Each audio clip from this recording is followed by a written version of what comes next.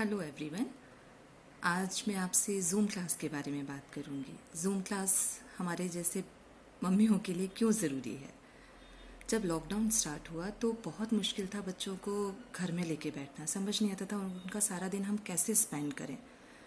वही सब टॉयज़, वही मम्मा, वही पापा, वही दादू, वही दादी, उसके अलावा कुछ भी उनके लिए एक्स्ट्रा नहीं था।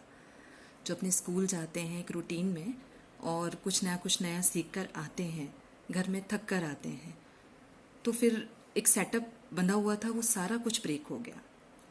समझ नहीं आ रहा था कि मैं अपने बच्चे को कैसे बिज़ी रखूं सारा दिन, क्योंकि टॉयज़ भी वही, मम्मी पापा भी वही, दादा दादी भी वही और घर भी वही। फिर रेनू मैम से मेरी बात हुई और रेनू मैम ने कहा कि वो अपनी ऑनलाइन क्लासेस शुरू करने वाले हैं। जब मैम ने मुझे कहा कि ऑनलाइन क्लासेस शुरू करने वाले हैं तो मैं बड़ी सरप्राइज हुई कि ऑनलाइन क्लासें, इतना छोटा मेरा बच्चा है, वो कैसे मैनेज करेगा। मेरा बेबी अभी 2.5 ईयर का था। बहुत वो लगा कि कैसे बैठेगा ये टिक कर, क्योंकि टिकता वो बिल्कुल भी नहीं है। क्लासरूम में भी वो सिर्फ इधर से उधर भागता ही रहता है। तो मेरे लिए बहुत मुश्किल था कि उसको टिक के बैठना सिखाऊं मैं और वो क्लास ले पाए।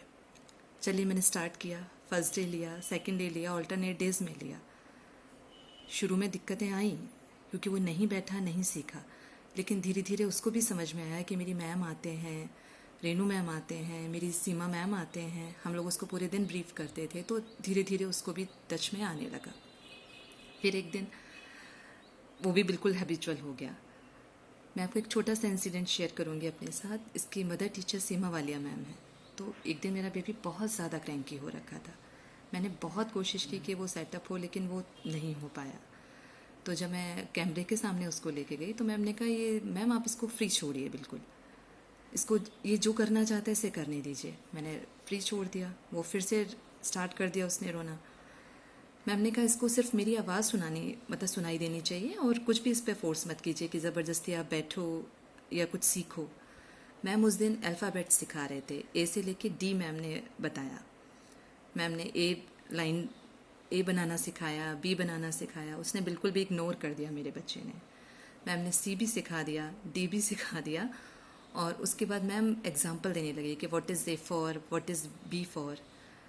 तो मेरा बेबी रो रहा था, लेकिन उसने रोते रोते भी वो चीज़ कैच की और वो रोते हुए आंसू निकल रहे हैं उसके आइज से, और वो अपनी अलमीरा पर गया, उसने उसको ओपन किया और उसमें से सी फॉर कैट और डी फॉर डॉग निकाल के सीधा कैमरे के सामने लाके मैम को शो किया।